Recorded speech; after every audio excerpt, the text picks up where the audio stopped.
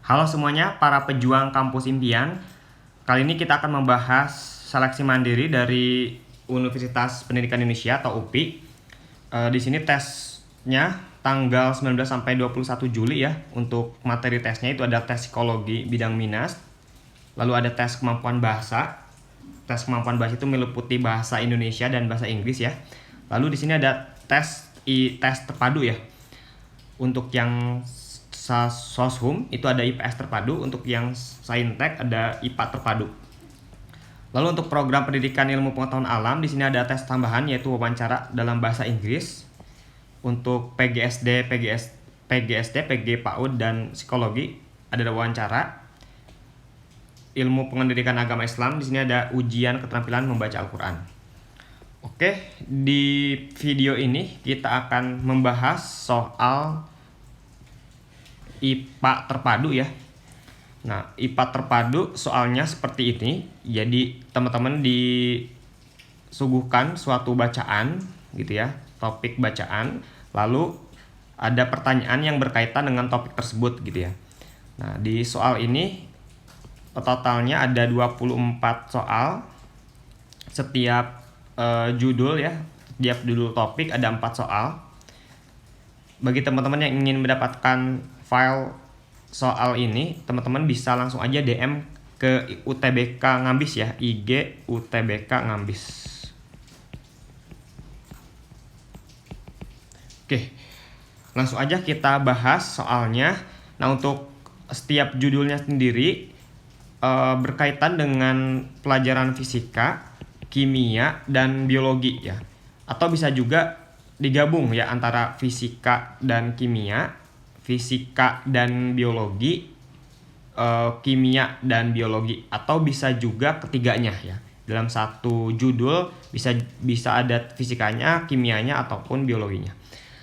Oke, jadi di sini nomor 1 dan nomor 4 ini berkaitan dengan judul ini asam asetat sebagai unsur kimia pada makanan. Nah, jadi kalau misalkan teman-teman udah baca ya bacaannya, nah ini teman-teman pasti tahu ini tentang kimia gitu ya. Untuk tip dan triksnya ya, teman-teman nggak mesti baca dulu ya bacaannya, langsung aja teman-teman baca aja soalnya.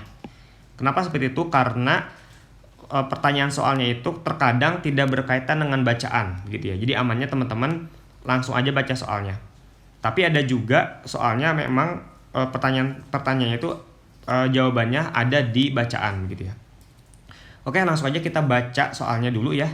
Di sini ada suatu zat kimia memiliki rumus empiris CH2O. Jika molekul tersebut memiliki massa molekul relatif 180, maka rumus kimia zat tersebut apa gitu ya. Oke, teman-teman harus tahu dulu ini rumus empiris ya. Rumus empiris itu adalah rumus perbandingan paling sederhana dari unsur-unsur pada molekul gitu ya. Di sini rumus empirisnya adalah CH2O. Lalu molekulnya di sini massa molekul relatifnya diketahui 180. Nah, jadi di sini Mr dari rumus molekulnya adalah 180. Nah, pertama teman-teman harus hitung dulu rumus ininya ya, massa molekul relatif dari rumus empirisnya, Mr Re-nya ya, kalau kakak singkat jadi Re ya, rumus empiris sama dengan, nah di sini kan CH2O. Nah, jadi massa atom relatif C ditambah dengan massa atom relatif H ya, ARH. Tapi di sini hanya ada 2, berarti dikali 2 ya, ditambah dengan massa atom relatif dari O. Massa atom relatif C itu adalah 12, ditambah H itu adalah 1, dikali 2 ditambah O itu adalah 16. Jadi ini totalnya adalah 30. Nah, setelah itu teman-teman masukin ke rumusnya. Rumusnya adalah Mr rumus empiris sama dengan Mr massa atom relatif rumus empiris, ini rumus molekul ya, dikali dengan N. N itu adalah bilangan kelipatannya. Nah, massa atom relatif massa molekul relatif dari rumus molekulnya adalah ini ya, 180. Ini 180 sama dengan massa molekul relatif rumus empirisnya adalah 30 dikali dengan N.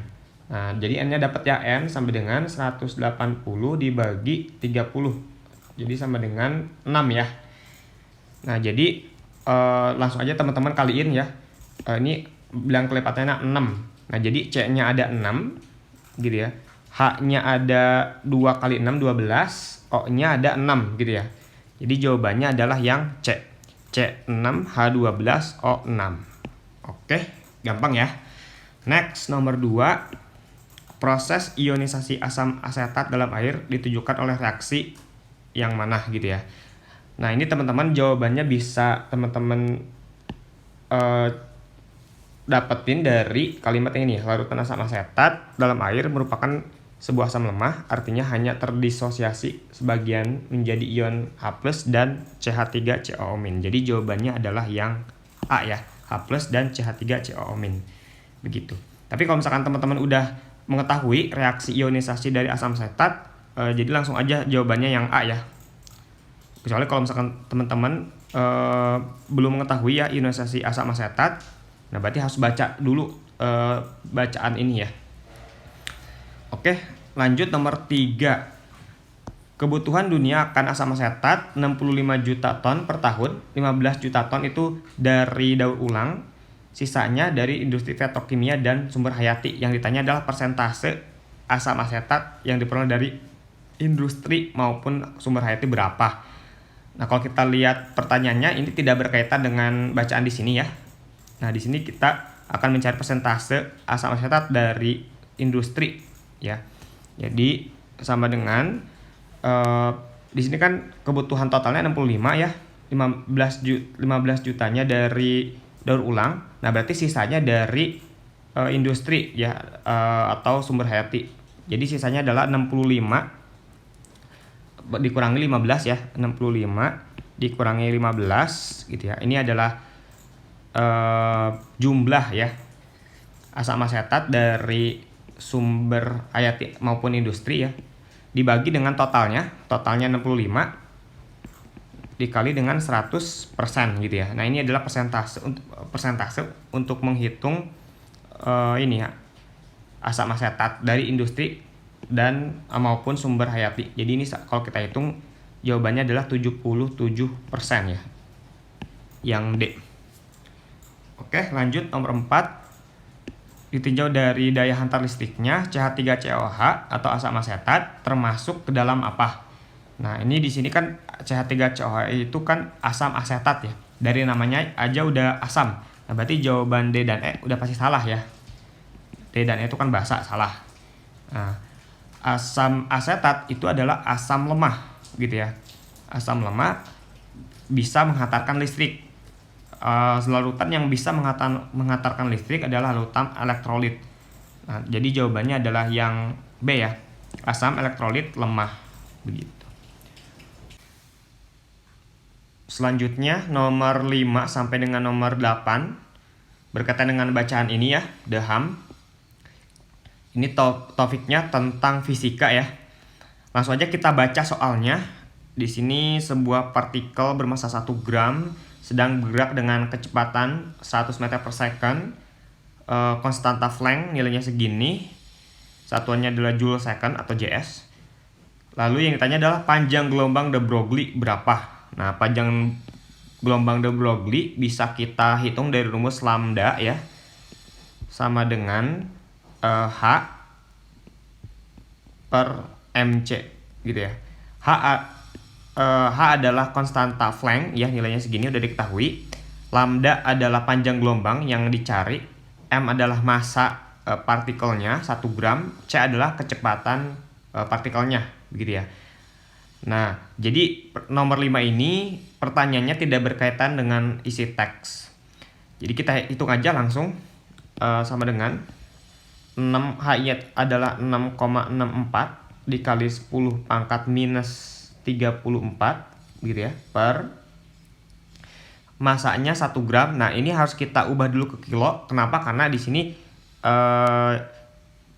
konstantannya pakai satuan joule ya. Kalau joule masanya harus dalam kilo gitu ya. Jadi kita ubah dulu ke kilo. 1 gram, dari gram ke kilo itu dibagi 1000 ya, atau dikali 10 pangkat min 3 ya. 10 pangkat min 3 kilo ya. Jadi ini 10 pangkat min 3 dikali dengan C nya ini ya 100 ya. Nah ini jadi sama dengan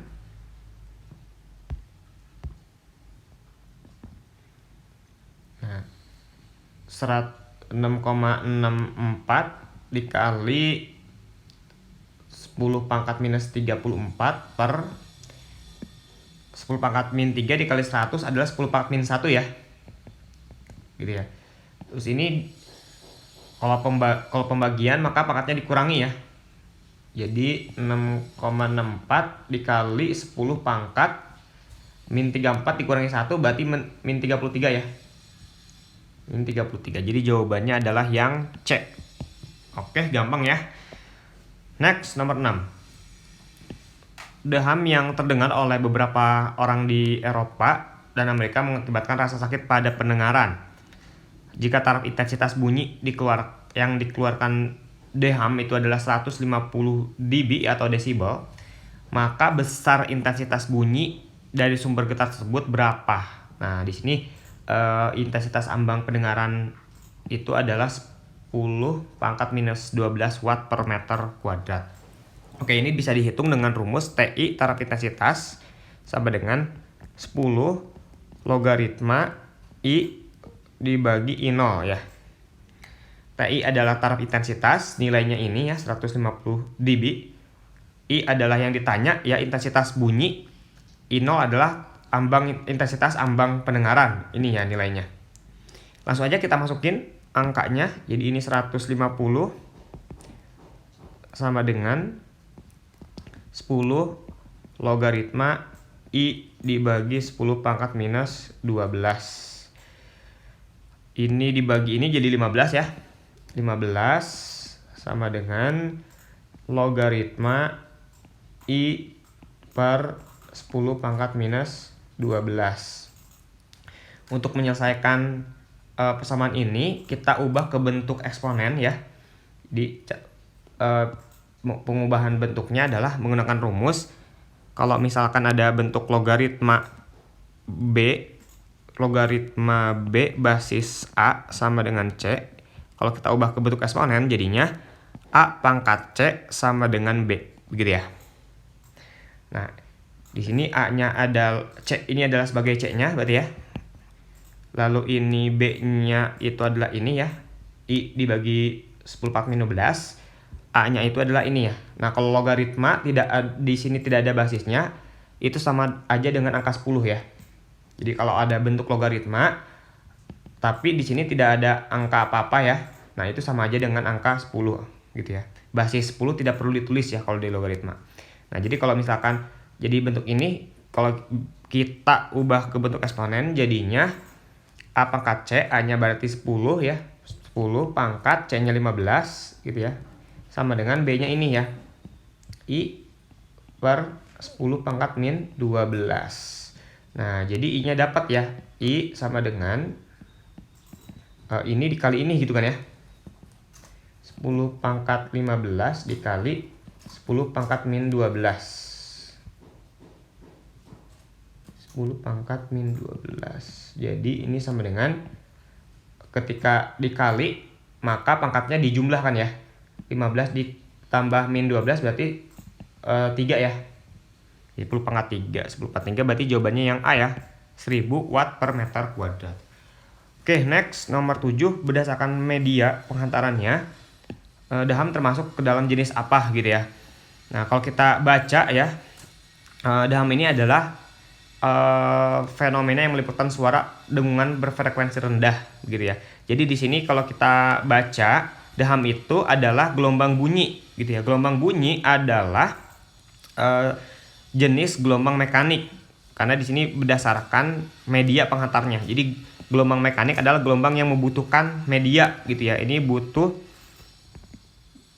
untuk merambatnya membutuhkan media ya.